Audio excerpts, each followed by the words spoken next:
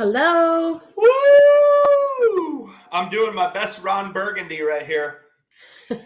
I love that gif. Woo, woo, woo, woo. For all you vets just joining us, welcome. Cassie, thanks for being here. Apologize in advance for my voice, sinus infection, sucking on a cough drop, but I didn't want to cancel y'all. So I wanted to be here for this live Q&A with you. I know it's been a minute, and it's a blessing to be able to do this with you. So thank you, Cassie. Thank you, fellow vets. Thank you, all of our teammates behind the scenes helping out. Share something good. Somebody tell me something good going on. Cassie, let's just start with you. Well, I'm hosting this live with you, so that's a good start. I'm excited. I've never done that before with you, always with my other teammates, so that's really exciting. Other good stuff, I've had a lot of vets this month go to 100%, probably more than average, and so I'm really excited about their progress. That is awesome. That is totally awesome. Thank you for sharing that. Fellow vets, again, welcome. Your time is incredibly valuable, and the fact that you're on right now to spend time with us live, even if you're watching the replay, welcome to you as well. Tell us who you are. Tell us your name. Tell us where you're from. Tell us your branch of service, when you served. One of the things we try really hard to do here at VA Claims Insider is give you your identity back. Okay. We give you your identity back because I know what it feels like. We take off the uniform, they kick our butt out of the military service, and we sort of forget who we are. We don't know what we're good at anymore. We lose our purpose. We don't feel like we have a mission in life anymore. And it causes a lot of pain and stress and frustration. I've been there, y'all. Been there, done it all. And part of the reason why I founded VA Claims Insider was to give veterans hope, to help you celebrate life change. Okay, that's what we want. It's bigger than just your claim. Of course, we can help you increase your VA rating. Of course, we can help you get more tax-free compensation and benefits every month for the rest of your life. Of course we can. But we do so much more than that. And Cassie, you'll be the first to say this, and I'll let you speak to it. Our veterans develop such strong, trusting, deep personal relationships with our coaches. Many of y'all stay in touch for life after this experience because it's like, finally somebody gets me. Finally, I found my peeps. And that's what we offer here. Okay. It's life change. It's about giving you hope. Yeah, that's really true. I would say that some of the vets that I first start chatting with, once we get, 10, 15 minutes into the call, you do hear that sense of relief. Okay, finally someone that is listening to me. And then when we get to the end of the process and they've gotten where they deserve to be, they've also kind of gotten where they want to be emotionally or with their family. So it's not, like he said, just the money aspect. We're changing lives in other ways, and your family will notice that benefit as well. So it's just good from start to finish. I love it. I love it. It gives me chills. We celebrate every victory. I love seeing and hearing your testimonials and seeing the victories. We celebrate them all. They never get old, ever. I just love every single one of them. And guess what? We are there with you every step of the way if you get kicked in the teeth. Because sometimes the VA is going to deny your claim. Okay? I've had claims denied. Sometimes they deny them wrongfully. And so it's about coming at it with a strategy to say, look, it hurts. It feels like a gut punch when you get denied because it feels like the VA is calling you a liar. I mean, at the end of the day, the VA is telling you they think you're a liar. So they denied your claim. That hurts. That sucks. Okay. But what we're going to help you do is go back and look through your rating decision letter and find out what were the intricacies of why it was denied, and then help you develop a strategy to fight it in a higher level review. That's the first step of the appeals process. It's called a VA HLR, higher level review. If that doesn't work, or if we think you need new and relevant evidence, specifically medical evidence, we may recommend you do what's called a supplemental claim. So you can submit new evidence to the VA and have them potentially make a different decision. Guess what? If they deny that, you can potentially submit a records-only board appeal. If that doesn't work, you can potentially request a video hearing. If that doesn't work, you can try a different strategy. The bottom line is there are endless options, and the VA claim process is never over unless you quit. And part of our job as coaches is to not ever let you quit. It's to be with you side by side on this journey, okay, to make sure you get every single penny and benefit that you've earned for wearing the uniform of our country, okay? So indebted to veterans and their families for that. So thank you. Okay, we've talked a lot already. Cassie, you want to take it away and we'll get to the Q&A? Yeah, of course. So I'll go ahead and read our disclaimer here. Just so you guys know, we are not accredited agents, VSOs, attorneys, or any other entity recognized by the Departments of Veterans Affairs, the VA, and we are not affiliated with the VA in any way. VA Claims Insider is an education-based coaching and consulting company for disabled veterans exploring eligibility for increased VA disability benefits and who wish to learn more about that process. VA Claims Insider also connects veterans with vetted independent medical professionals in our referral network for medical examinations and independent medical opinions, or IMOs, for a wide range of disability conditions. Thank you. I'm just going to give a few shout outs real quick. Nico, Beverly, Don, Johnny, Ruthie, Aldo, Demetrius, Patrick, Scott, Melly, Nika, Ruth, Kyle, EA, Sean, William, Scott, Erica. Oh my goodness, I could go through this list for like freaking ever. But I wanted to say welcome to y'all. Thanks for putting your info in here. Look at David. This is cool. Proud member of VACI. My awesome coach is Eddie. Eddie's the man, dude. Navy vet. Got some questions popping up already. Hey, Arthur, Brad, Kevin, Ray. What's up, Johnny Trimble? JT, good to see you, big dog. Patrick, hey, Ted, Brad, Arthur, Terrence, Dennis, John, Joe, Derek, Brian. I could just take a list of names and just shout them out. So that's super cool, though. Thanks for being here, guys and gals. Why don't we start with questions? I want to jump right into it. Okay, y'all know I know how to talk. I could sit here and talk for 2 days, but we're here to answer your questions. So let's start with that. All right, so we've got a pool of them here. Let's start with Nico G. He says, how long do duty assist errors take once found? It's been a month and a half. A lot of times you're not going to like time frame answers, right? It depends. I would say now that you have your duty to assist error letter, the VA is going to have to process that. If there's something they need to look into or amend before the final decision letter, that's what they have to do. So I can't give you 2 months or 3 days, but you can call the VA hotline and just check. Are you missing anything from me? And we can make sure that that number gets put on the screen or in the chat for you. 1-800-827-1000. Committed to memory because I call it all the time too, just to see how it's working now. But look, call the hotline.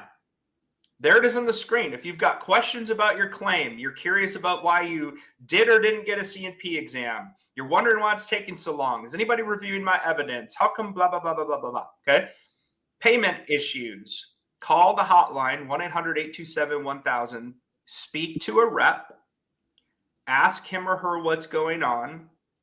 And here's a secret tip. Okay. The secret tip is if you have something specific that you want relayed to the rater assigned to your claim, the VSR, the Veteran Service Representative who's shuffling all the paperwork for the rater, if you have something specific you want to get to them, tell the representative on the phone, I am asking you to submit a message in my file to the VBA regional office in my state, and here's what I want it to say. Okay. That message, I can't guarantee it will, but 9 times out of 10, that message is going to get its way directly to the rater. Okay. Secret tip for you.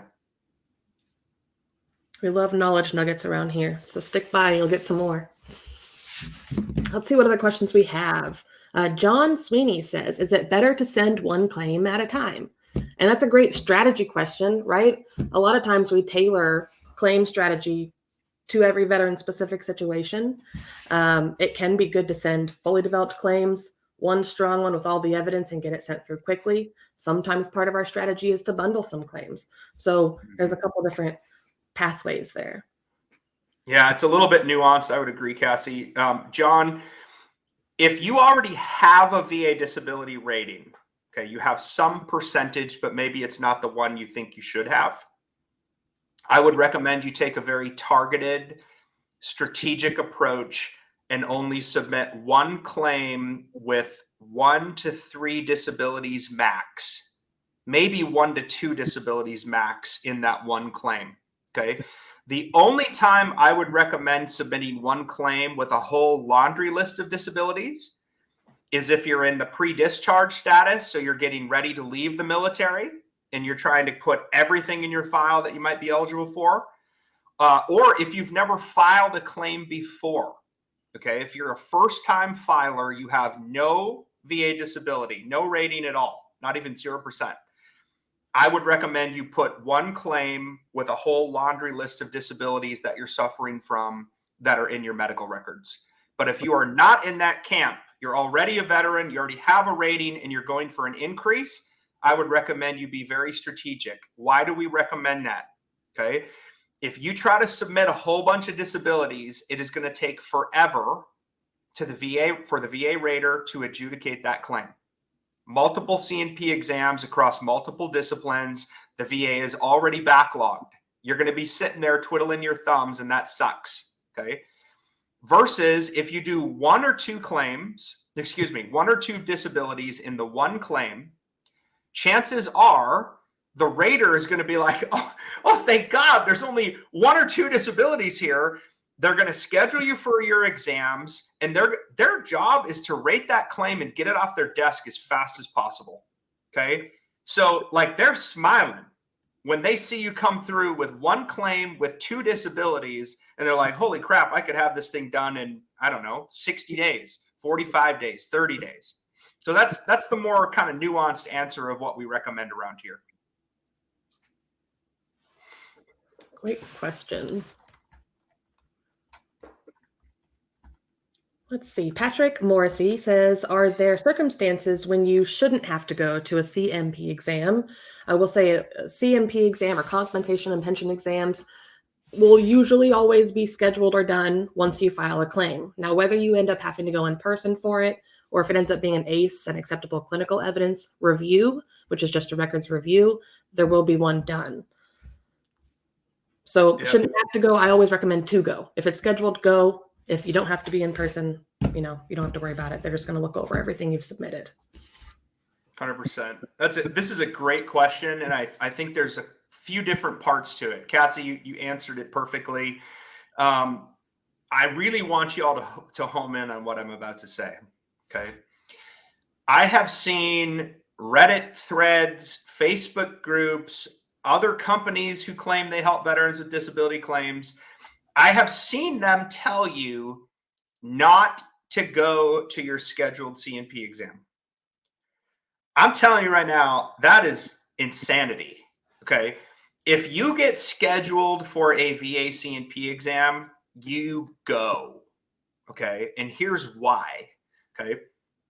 If you get scheduled for a C&P exam and you don't go, okay, that's called a no-show.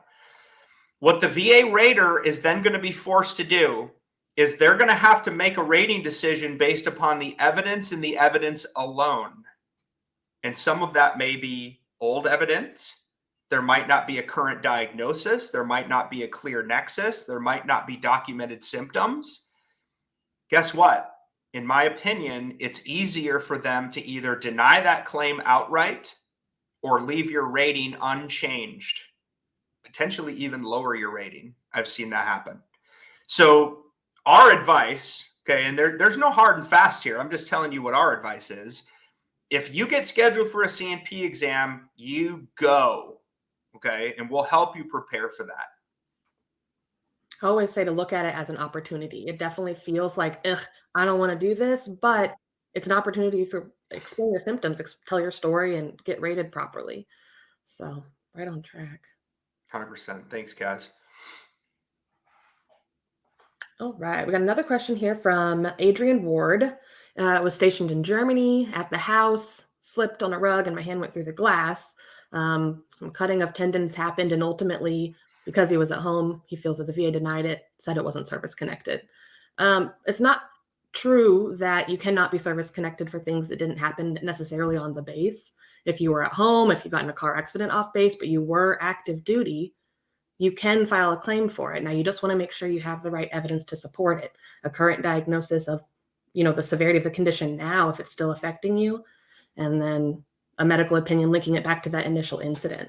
So it can be done. We just might need to look at the details to direct you a little better. Perfectly said.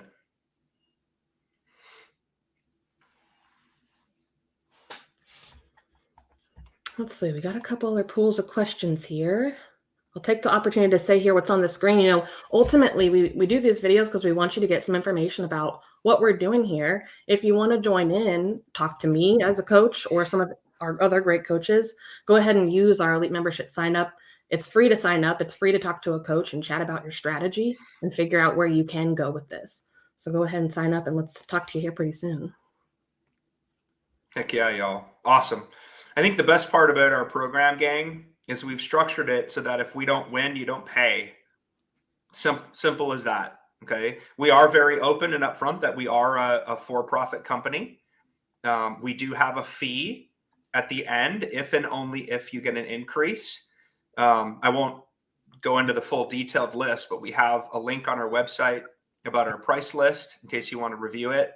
The other thing I want to say, and I think this is really important, if you look at our membership agreement, we specifically state in there, do not sign up with us unless you have already exhausted your free resources. Okay. Gang, look, we ain't the only game in town. There's a ton of free help out there to serve and support you. I want you to try those avenues first because they're free. In many cases, we recommend you try those avenues. Okay. But if you're at the end of your rope regarding the VA disability claim process, if you're freaking sick and tired of being stuck, frustrated, underrated, you've been punched in the gut too many times, you've exhausted your free resources, you've lost your identity, your purpose, you're feeling hurt, you feel like you don't matter anymore, okay? This is a place for you. I'm telling you right now, this has the potential to change you and your family's life forever. And that's why we do this. And those are the veterans we want to serve, okay? The veterans who want to be in a mutually beneficial relationship with us to help you walk this journey to change your life. Most thing that I hear from my vets is that it's just nice to have somebody in your corner or someone that can answer the questions as you're moving forward. You're never going to go into it thinking, what's next or what do I do next? Because you're going to know. And that's what's nice about it. 100%. And if you're kind of teetering, like, oh, I'm not sure if I want to sign up, we do discovery calls where you can just chat with someone about our program, our process, and how it might help you, and then take the step to sign up after that. So check out our discovery call sign up link, either on the screen or in the chat. Yep. So let's get back to some of these questions. Let me see. John Wimsat. If I am currently rated at 30 for PTSD, 30 for asthma, but get PTSD rated higher to 70, does that equal 100? Of course, in regular math, it should, but in VA math, it may fall a little bit short. Without getting too complicated with the VA math, ultimately, every time you get a new rating, they're going to first take it out of the part of you that is still not disabled. So say you were at that 30 and you're adding 70, they're going to first take it out of 60 and put that on top of 30. And that just takes a little bit away each time. So it's convoluted, but it is just how they run the process. Part of our strategy is figuring out, based on what you're filing or what you need to file, is that going to move your overall, or where is that going to land once you get that claim successfully accepted? VA fuzzy math, right? It's about as clear as mud. The best thing you can do is just punch in your disability ratings by condition into a VA disability calculator, a combined rating calculator. We have one on our website. There's a couple other decent ones online if you just Google them. It would not, though, right? As Cass said, disabilities are not, they're not additive, they're not cumulative. There's a fuzzy math calculation, so you'd probably be somewhere around 80 to 90-ish. I don't have the exact number in front of me, but you would not be at 100 if that was the situation. Just something to keep in mind. You may have room to grow, so definitely keep looking at your options. Let's see what other questions we can get answered for you today. Another question about time frame. Does a record-only board appeal take 5 years? Personally, I don't have the specific answer, right? It does take time. It can take years. Those BVA or Board of Veterans Appeals are some of the more lengthier processing claims out there versus a supplemental claim where you just give new evidence or a higher level review like Brian mentioned earlier. Those ones don't take as long, usually not years.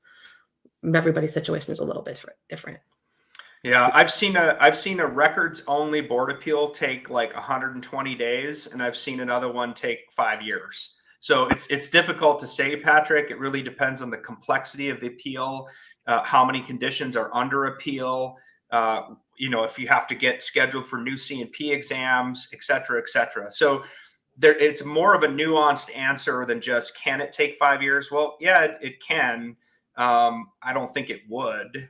But if you've already tried, you got denied, you then went higher level review, that got denied, you tried supplemental claim, that got denied, it may be an option for you. Okay, I don't know the specifics of your case, but that's the short answer.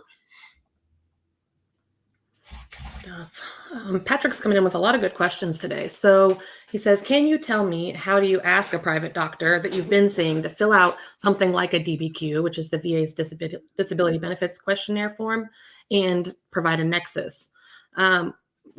Easy is just ask them, hey, here's what I'm dealing with. Will you fill out this form for me? Some civilian providers may not really know what you're talking about or have a whole lot of interest to do it. But it's worth an ask, right? Because they know your situation best. If not, if they do seem a little confused by it, or you're not sure if you're going to get the right information, a part of our process is, pairing you up with the referral team. The team of doctors we refer to, I apologize, providers we refer to, the team called Telemedica, and they more so specialize in veterans claims evidence. They either chat with you or review your evidence in order to provide a DBQ or a nexus based on your situation. Awesome. Yeah. And so let me be clear about this too. You can go to Telemedica without coming through VACI, right? They service their own clients. It's its own company. So you can choose to do that. It just costs more, right? You get members only rates if you come through as a VACI member, but you can go through that if you just need a DBQ, a nexus letter, or a mental health independent medical opinion. One thing to note, though, is 100%. We're going to encourage you to go get medical evidence from your treating provider if he or she is willing to do that. In my experience over the last 7 years, I've seen a reluctance by doctors who don't understand to do this. And I think it's multifaceted. One of them is treating physicians are insanely busy acting as treating physicians. Okay. So anytime they get asked to do paperwork, it's like I don't have time for that. I've got another patient in 30 seconds and 17 after that. So I've seen a real reluctance among the private medical community to really help and support veterans when it comes to filling out a DBQ form, right? Which is really just like a checkbox. I've seen extreme resistance in them offering a nexus letter because they have no idea what you're talking about, right? And now you're starting to ask them to dive deep in your medical history, talk about my diagnosis history, talk about my medical history, my service history. Look, this isn't what they do. And so even if they're willing to write one, I would probably say they're going to screw it up and it's not going to help you. It might hurt you. So if you're pursuing private medical evidence for a disability claim, you think you need a DBQ or a nexus letter, my advice to you would be to look into private providers who specialize in disability compensation benefit claims for veterans. To me, that's the path that I would go. Good question. What else we have? So Jerry says, has colon cancer been added from exposure to Agent Orange? I don't know off the top of my head, but I have a pretty quick way to check and just verify. Man, Jerry, I know that's been on the docket for I don't know how many years. And off the cuff, I don't think it has been, but I don't want to say for certain because I haven't seen the latest updated list. But we can get back to you on that. If our team, the back end team, can take a note on that and get back to Jerry, that'd be fantastic. Quick search on our blog shows that Brian's kind of on the right track. It's not yet been added. And I'll just take a note to say that our VACI blog is a big part of those free resources that Brian was mentioning earlier. Yeah. VAClaimsinsider.com, there's a search bar, search any condition. You can search Agent Orange. That's what I do to pull up all of our articles. And then if you're good at keyword searching, colon cancer from there. But check out that webpage. It's really awesome. You're going to get a lot of free information from it. 100%. Yeah, look, obviously we'd love for you to join us because we want to help you change your life. Even if you don't join us, our whole goal is to make sure that we're bringing you the best of the best information all the time. And our content strategy, I'm just going to share it. Here's some inside baseball for you on our content strategy. I tell our team, we want our free content to be better than anybody else's paid content. Because if we can establish that level of expertise with you, that holy crap, this content is so good, I wonder how good their paid content is, right? And that's our membership programs. It's pretty good. It's pretty dang good. Cassie's shaking her head. Yeah, it's pretty dang good. But even if you don't sign up, just go to vaclaimsinsider.com/blog. We're pumping out unbelievable content 2 to 3 times a week. And so, just follow along. You can pick up so many free tips to help move you along just by reading our posts. One of my vets I actually did a strategy call with yesterday told me that he has increased his rating up to a point just utilizing our free materials, and of course kind of got to a roadblock. And so here I am to help him out, right? And to chat about the strategy moving forward. So just an attestament to that. That's awesome. It's really awesome. There's a specific link that they popped in on the screen if you want to check out the Agent Orange exposures. So we've had other questions in here. Let me find this one. Here's one. So Richard Barrett says, can I connect diabetes and heart disease to tinnitus? There are a pretty good handful of things you can secondary to tinnitus. Unfortunately, at this time, diabetes and heart disease aren't necessarily on that. So for something to be claimed as secondary to another service-connected condition, you want to be able to show medically that it's being aggravated or caused by that service-connected condition. So big ones for tinnitus are things like Meniere's or dizziness, vertigo, headaches, sometimes even anxiety and depression because it's just so irritating or affects your sleep. So those are some of those ones you can do secondary to tinnitus. The diabetes and heart disease, we might have to dive into your situation a little bit more to know if there's a pathway there, whether that is primary or secondary. Great advice. I mean, Richard, just off the cuff, right? I don't know your case, but the buzzword is in a secondary claim is the secondary condition, is it proximately due to or aggravated by a service-connected condition? And typically principles of aggravation would tie to things like headaches. I mean, headaches secondary to tinnitus is a slam dunk with a nexus letter. We see mental health conditions secondary to tinnitus. Something like diabetes and heart disease, those are cardiovascular conditions. Disclaimer, I'm not a doctor, but I know a lot about the system. But a cardiovascular condition, if you were trying to make that link to the ringing in your ears, I would say that would be very weak and ripe for a denial. I would recommend another possible path there, as Cass mentioned. And I'll take this opportunity now to kind of use Brian's Oates words, when it comes to things that you're dealing with, you got to get your butt to the doctor and get them treated and diagnosed, or an updated assessment. Maybe you were diagnosed years ago, but just been dealing with it since then. Get into the doc and complain about these things, even if you're not used to it, because that's usually the first step in getting the evidence you need. One thing vets are terrible at, and I'll throw myself under the bus here, right, is especially on active duty.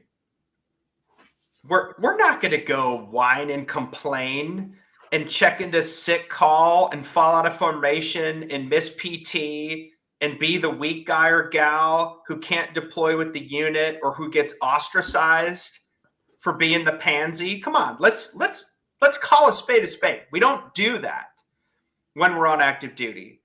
Well, the problem with that is then you become a veteran, and all of a sudden these conditions that you never talked about are not only cropping up, they're getting worse. Okay. And then all of a sudden you're like, I got to go to the doctor. I've got issues. I need help. And you're starting to wonder, can I get free health care from the VA for my conditions? And now you're worried because they're not service connected. So I don't know. Right. And now you're stuck in this ultimate catch-22. You had conditions while you were on active duty. They're due to your service. They should be service connected, but you're lacking evidence. Okay. You file a claim with evidence. The VA denies the claim. It's like a gut punch. You're calling me a liar. You spiral downhill. That's probably the first moment when you go to the Google machine to find out what I did wrong. Why was my VA claim denied? Like, what was I missing? What do I need to have? And all of a sudden, you might end up down 31 links of clickbait trying to figure out what to do next. I know. I've been down that path for 7 years. Okay? It's totally normal. It's totally normal. What matters now is what you're going to do about it now. Okay? Yes, go to the VA and start seeking treatment. If you think you got a mental health condition, call VA Mental Health in your local area and make an appointment. Start getting help. We want you to get better. We want you to get seen for these things, gang. Not to mention, you start documenting your conditions, whether they're diagnosed or not, whether you get a diagnosis or not, potential connections to your service, how bad your symptoms are. Okay? Keep going to the doctor and seeking treatment. I get asked that all the time. I'm already 100% P&T. Should I quit going to my appointments? Come on, man. No. Go to your appointments. We want you to get better, not worse. If they give you medications, take them. If they don't work, stop taking them. Right? But just keep doing everything you can to get better. The goal is not to get worse. The goal is to get better. Okay? All right, I'll get off my soapbox. No, I think it's a good one to be on. And that's usually, something that we say. We can coach you on strategy and we can coach you through your exam process, but we just can't coach that medical evidence. I think that's something I heard another coach say, and it's true, right? You just have to see the doctor. But I'm not a veteran, right? I still wasn't raised necessarily to complain, but I give you guys permission to complain. I mean, you're dealing with real life stuff here and you deserve to talk about it, even if you've been kind of taught otherwise. Cass is being bashful. She grew up in a military family and she knows the lingo. What's up, AP? Hey, good afternoon, guys. I wanted to apologize for being late. As you turned to segue into what you were talking about with the VA, I just came back from a VA TBI appointment that went an hour over. So, hey, the onus is on me. I could have left and I said, hey, let's reschedule this, but I was irresponsible, and I apologize to the vets, and I apologize to my co-hosts here. Hope you could forgive me, and let's press on as I'm answering some questions. Of course we forgive you, bro. Welcome. Thank you. Good job for going to the doctor. Yeah. Hey, great example. Get your butt to the doctor. It took 2 months to get that appointment scheduled. Goodness gracious. Well, Hope let's y'all are jump doing into well. some other questions. I was looking at one here. Kevin Gidry, he says the 6% payment at the end, what you're awarded, you have to pay it all at once, or can you do it in monthly payments? So just to be clear, it's not necessarily 6%, right? Our fees are kind of based off of your increase, 6 times the increase that you receive. So if you were to go from being paid $1,000 a month to being paid $2,000 a month, it's that difference between 2,000 and 1,000. And you do have options on payment. Again, it's only if and when you are awarded that rating increase, and you can do a 12 monthly payment plan with no interest, or you can do a lump sum with a 10% discount. So you definitely have options, and it's only going to come out of funds you don't yet have. So that's the great part about it. There's the price list there that Brian referenced earlier if you want to check it out. It's Great worth answer. it, folks. How many of our coaches were once clients or still are clients, right? I mean, it's they bought into it and they're here and it's working. So I hope you guys do the same. Matt, I'm telling you, that's like one of the things I'm most proud of. Yeah, of course I'm proud of. I mean, we've changed millions of lives, literally millions of lives with our movement.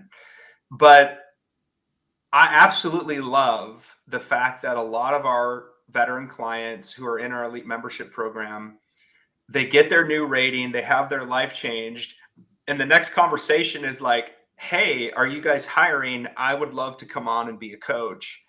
I would love to give back to the veteran community and servants. Like, I want to be a part of this. Like, I love that. I love that. And yeah, like, I don't have the number in front of me, but a lot of our veteran coaches are former clients that had their life changed, that come over and say, I want to do this full time. Like, I want to serve veterans.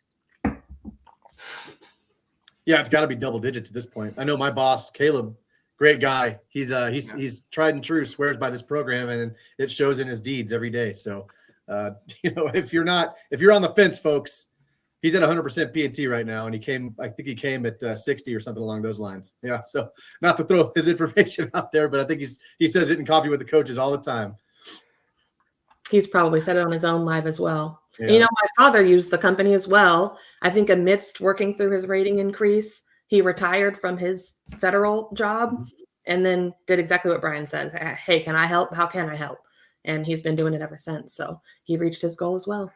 Hang on, I need to brag just for a second. So Cassie Allen's father, Stacy Allen, he's one of our leaders. He's been with us for a long time.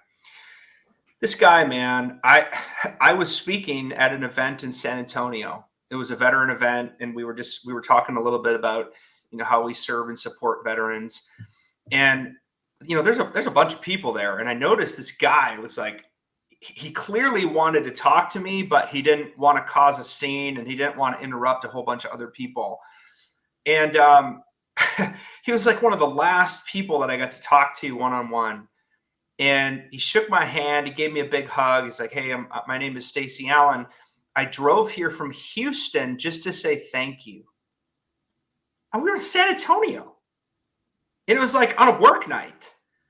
And I was literally like I just got chills, like talking about the story again. The guy drove from Houston to San Antonio. I don't even know what that is. Is that 2 to 3 hours? Just to shake my hand, give me a hug, and say thank you. And I was like, bro, you're the kind of dude that we want around here. Like, I want that guy. And we started talking, and the rest is history. And now it's a family affair. We've got Stacy, we've got Cass. I think your mom's with us now too, right? Mm-hmm. Family affair. Like I said, gang, we're like a big family around here. All right, next question.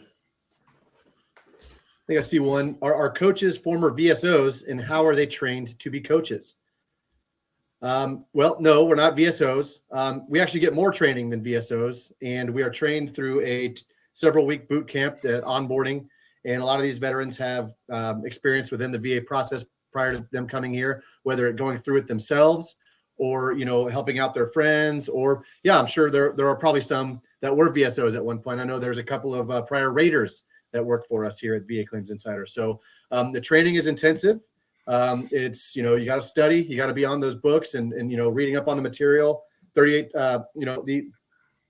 there's the material is always changing. the ratings are changing, the conditions are changing, stuff like that. So you've got to constantly be studying, and the training just never ends. To answer that question, long answer to a short question. Yeah. I would agree with AP. Wayne, some are former VSOs, but maybe they're not. They can't act in that capacity anymore. And look, let me just clarify something real quick so everybody knows. Okay, we are not against VSOs. Okay, they're not our enemy. We need VSOs. Okay, you can go read my Senate statement that I just submitted to the Senate VA committee. You can find it online. I'm advocating for quadrupling the number of VSOs over the next 4 years. There's 8,000. I'm saying we need 32,000 minimum. Okay, there's not enough VSOs. Okay, VA Claims Insider is not competing with VSOs or anyone in the accredited system. We're an education company. We complement the work of VSOs and accredited representatives. Some folks in our program choose to continue working with their accredited VSO while they're also working with us. What's the difference? Accredited representatives will make you sign a power of attorney form with them. Power of attorney allows them to prepare and file the claim on your behalf. Okay, they're going to interact with the VA on your behalf. They're going to pull information. They're going to respond to things. They have access to something called the Veteran Benefits Management System, VBMS, so they can pull real-time results of C&P exams, rating decisions. Okay, it's not an us versus them. We need everybody. Now, I know there are those circling the wagons, okay, coming after folks who are non-accredited. I get it, okay? I understand the issue. I understand the concern. I would encourage you to go read the statement that I submitted to Senator Tester and Senator Moran on what I think we should do to fix the system and what I think we need to do to help serve and support veterans while also protecting them from financial exploitation, because that's happening too. Okay, we're smart enough to know that. Anyway, more to come. I'll get off my soapbox, but just to let you all know, we're for VSOs. We recommend you use them. We just need more of them. Right. They're overwhelmed. A lot of them, they're understaffed. Some of the resources they have, they're undertrained, some of them, but there's so many good ones out there. And like Brian said, we need to work alongside them, because some veterans that aren't computer savvy maybe need a coach, but maybe they need to go into the office and work with a VSO and submitting their claims and stuff like that if they don't have a computer at home or something like that. So at the very base minimum, we can definitely work alongside VSOs, and there are great folks out there. They really want to help the veterans. Yep. It's a team effort in some cases. All right, let's find another good question. Mike Putnam, he says, is it okay to submit a fully developed claim if you have a claim under appeal? I would say it depends on, what appeals lane that appeal is in. If it's a supplemental claim, you may want to hold off. It could slow down that supplemental claim. In a lot of cases, though, higher level review claims and or Board of Veteran Appeal claims do run in their own lane. Yeah, I think the short answer, Mike, would be yes, as long as it has nothing to do with any of the conditions under appeal. Does that make sense? So, for example, if you have let's say you have a tinnitus claim and a migraines claim that got denied, and those are both under appeal. Okay. Well, maybe you want to submit a new fully developed claim for PTSD. You don't have a mental health condition. You've got a diagnosis of PTSD. You deployed in combat. You have evidence. There's a clear stressor. Yeah, I would go ahead and open your fully developed claim for PTSD and go for it. That's a separate lane. Okay. But I would not open a fully developed claim and touch anything related to conditions under your appeal.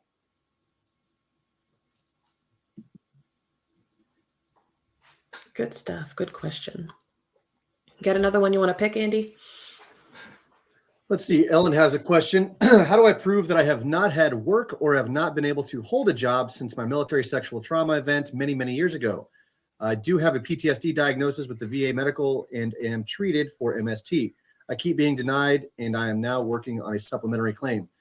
So with TDIU, stuff like that, the VA conducts an investigation. They're going to look into see your job history. They're going to look into your, all that stuff. If you're going through the VA, they're going to want to look at your mental health, history and the, basically kind of the, what the evaluator or what your, psych doctor thinks. And if they have to come to a conclusion that, okay, well, you are, because of your service-connected condition or multiple service-connected conditions, you are unable to make a certain amount of money per year. Off the top of my head, I think it's like 23,000. Correct me if I'm wrong, Cass or Brian. So they've got to conduct that investigation and come to that conclusion. And that's why, if they find that, okay, well, we see that, your disability is hindering your ability to work, but it's not to that degree, then they come to the conclusion that, okay, well, you don't qualify for TDIU. The waters are murky there. It's not really my expertise. If Cass or Brian wants to take over there, but that's kind of what they do. Yeah, I'll take a little bit of a shot at this one, Ellen, and I'm going to try to be careful because PTSD MST claims they're extremely personal and very sensitive. The VA generally approves PTSD MST claims when there's a clear MST stressor that you at least speak to. Now, the crappy part is you're going to have to tell your story again, which nobody wants to do. Okay. As far as your TDIU goes, or not being able to hold, employment, what are they going to look for? The buzzword that the VA looks for is something called substantially gainful employment. Okay. I believe it's based on the Department of Labor's poverty tables for a family of 4. And I don't know what that number is off the top of my head per year, but it's around 17 to 23 grand, as AP talked about. And the way that they're going to check that is they do a deep dive on TDIU claims. I mean, they're going to go back and look for work history. They're going to want to see W-2 pay stubs. They're going to want to see tax returns in many cases. They're going to investigate that to make sure that, look, you truly meet the criteria of TDIU. So one thing I would tell you, and this is just something to think about, there are accredited attorneys who, some of them specialize in TDIU claims. And if you've had something denied and you're going down that path and you think you really do deserve TDIU, it's potentially worth a convo with one of those shops. And I'll just leave it at that. Good question. And thank you for being vulnerable and asking that. A big part of our program and process is vulnerability, kind of talking about these things that you've dealt with or are dealing with, because that's the only way you get rated properly. The only thing I would add to what they had said is it could be good just to review the decision letter. For any claim that has been denied, what does the decision letter say? Usually they'll confirm a couple things if they can and let you know exactly what you're missing. So check that out as well. There could be a strategy to move forward on if there's something missing. That's great advice. And I'm chuckling because the VA will deny the claim and then they'll send you this thing that says favorable findings in this decision. It's ridiculous. Anyway, next question. Let's see. Dan Fiscal asks a little bit about the time frame on correcting an error, and then asking, should I be worried if the VA is correcting an error? I will say it's hard to say whether or not you should be worried, right? It's actually just a part of the process they take usually after a higher level review, but it can come up under other circumstances as well. What I find is when vets we work with file higher level reviews, they'll get a development letter somewhere amidst that process, and it could say VA is correcting an error. It could say the VA has found a duty to assist. There's a couple different things there. Absolutely. I got one from John Sweeney. He says, I am at 10% for tinnitus. I sent a secondary for my migraines 3 weeks ago, and I went to appeal my sleep apnea that was denied. would the VA put off my migraine claims to go for the appeal for sleep apnea? Now, we kind of touched on that earlier, John, but the appeals process and the new claims process are relatively in their own lane. I would caution you though, get with your coach. If you haven't signed up yet, get with a coach and talk about that sleep apnea, because if you're not going for direct service connection via having a sleep study done while you're active duty, then you're going to probably need a really strong nexus. It's the number one most denied claim by the VA. So get with your coach, talk about what you could possibly connect or get service connected prior to going for the appeal for sleep apnea. It's very, very important that you talk to somebody that can help you navigate that. And you're talking to 3 of them right now. So, if you haven't signed up, go ahead and get with the elite program and get with your coach.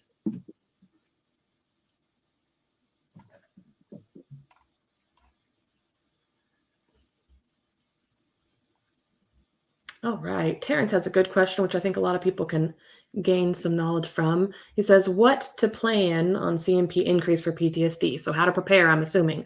That's a big part of, what we're coaching folks on is how to be best prepared for these exams. And for mental health and for a lot of other claims, your C&P exam is a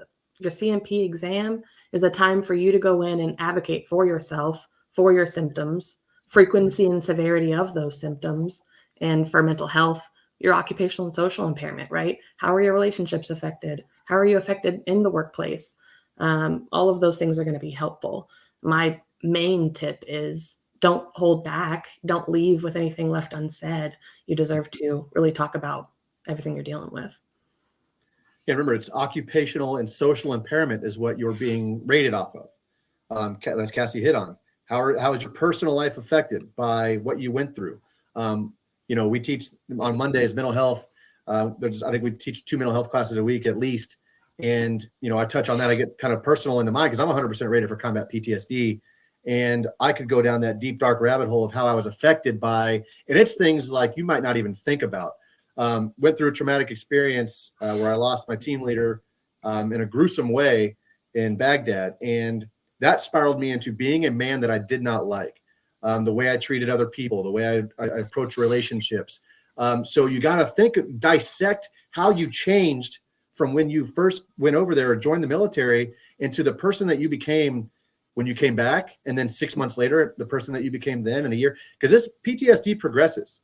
It really, truly does. And I'm preaching to the choir here because I know a lot of you folks are dealing with the same thing, but you got to really dissect yourself, dissect those symptoms and think how you change as a person over time. And what originally caused that. For me, it was not wanting to get close to people for a while, right? Because he was like my best friend, my big brother. And so now I just push people away. I turned to alcohol. I turned to philandering, things like that. So I became a darker person, and I was able to articulate that in very much in depth in my C&P exam. And that's, leaving it all out there on the field, right? And that's how I ended up with the rating that I have. Yeah, that's powerful, man. Look, I've probably been to 15 or 20 C&P exams personally over the last 7 years, and not a single one of them made me feel comfortable.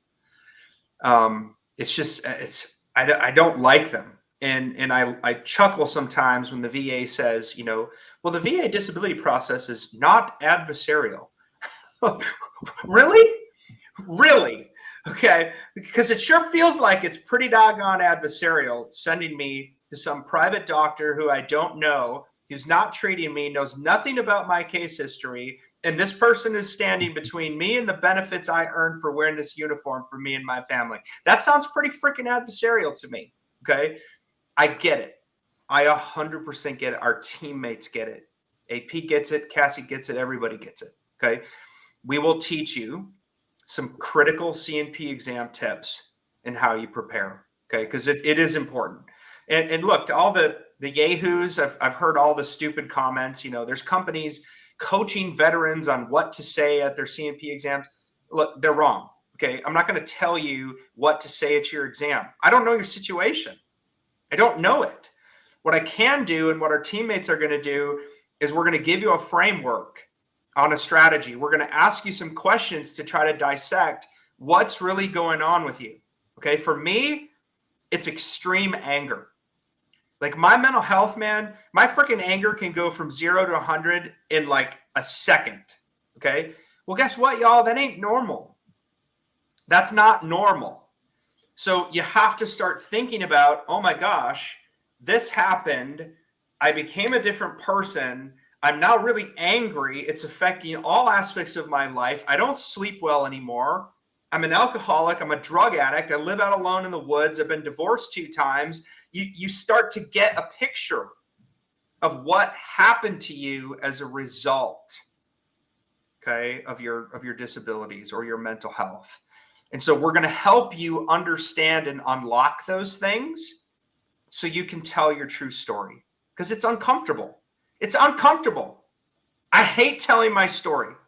Okay? You may not think it because I've told it so many times, but I don't like telling it because it brings things back. It gets me angry again. It makes me think about things I don't want to think about again. Okay? I know, y'all, but we're here for you.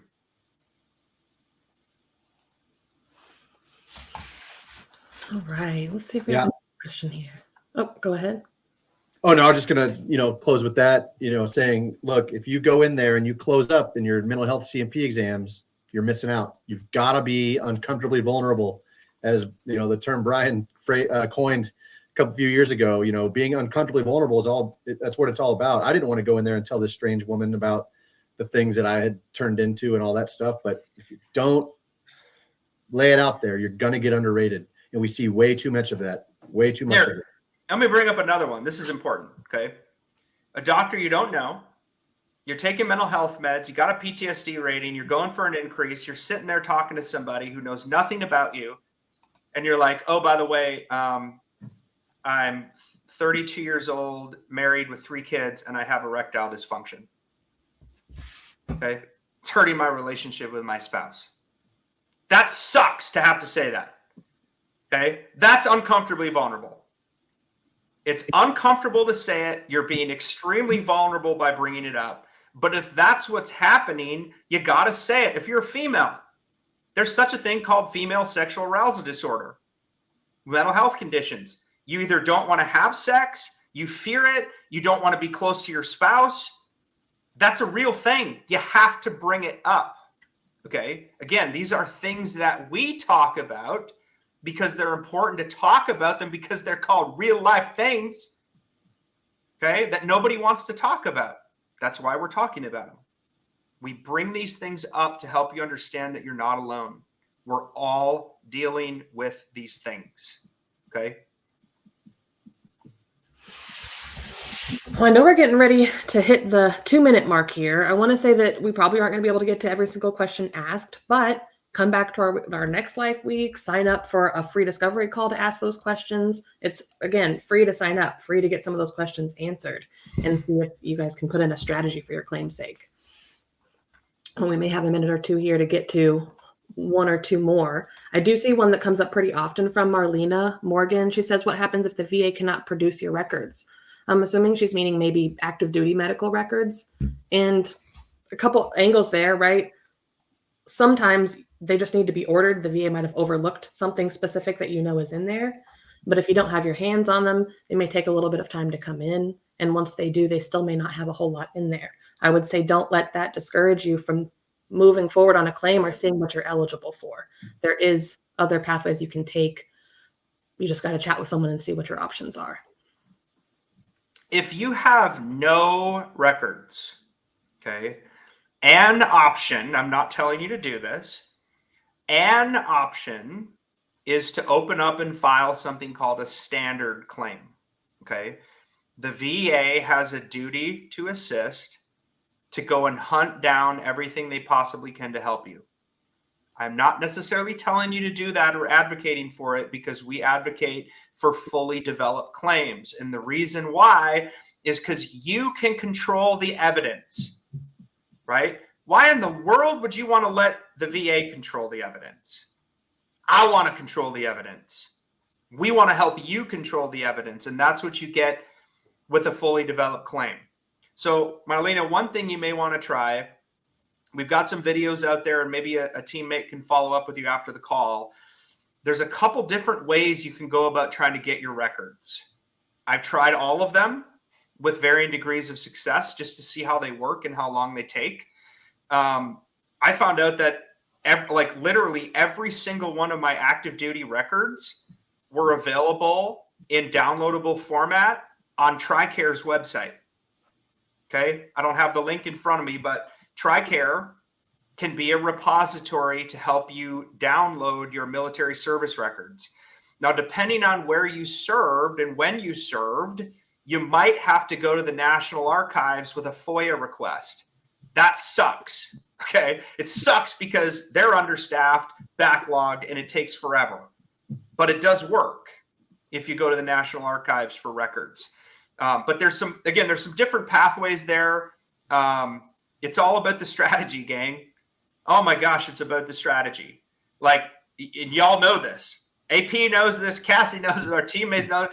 The tactics don't matter if you got the wrong strategy. Okay? It doesn't. I mean, think about warfare. How important is the strategy in warfare compared to the tactics of what actually unfolds on the battlefield? The strategy matters big time. Okay? Yep. And the same applies to your VA disability claim. Yes, there is such a thing as having a claim strategy.